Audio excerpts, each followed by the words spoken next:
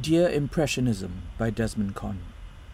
How the light of the world has changed, these sudden wintry weeks within the tropics, then the burning airlessness turn of sweltering weather.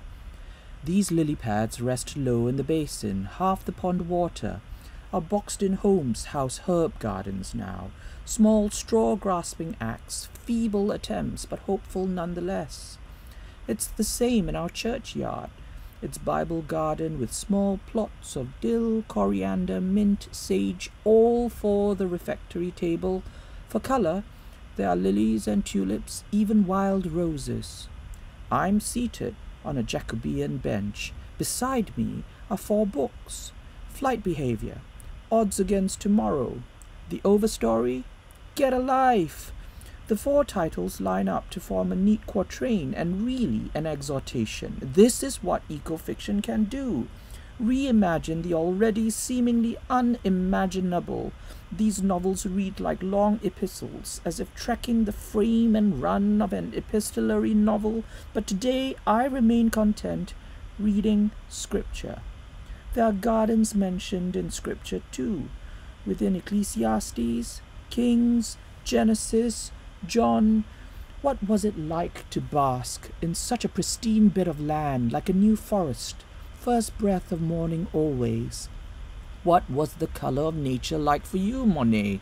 The world has become a vast terrain of every kind of letter, of accretions accruing towards a grand letter to what we've left behind and are still enmeshed in. This Anthropocene. I chose a home that angled itself, the sun hitting the outer wall instead of shining into the inside.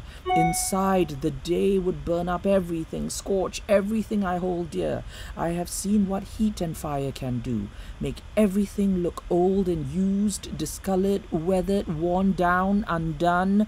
To say one loves the Impressionists is to say one is dull, boring, too set in one's ways to embrace the novel of the fertile, to imagine a new world. Alas, this wandering lust, less wonderment, more desire turned greed, has turned the world in.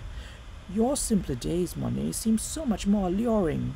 A charmed life, as it were. Your view seemed less cluttered, less noisy, less beat up. You watched the light, its changing qualities from day to night, what happens to things with and against time. You depicted and celebrated the ordinary. Your view seemed closer to nature, what our own human nature is, after all, made of. By and by, for keeps, for good.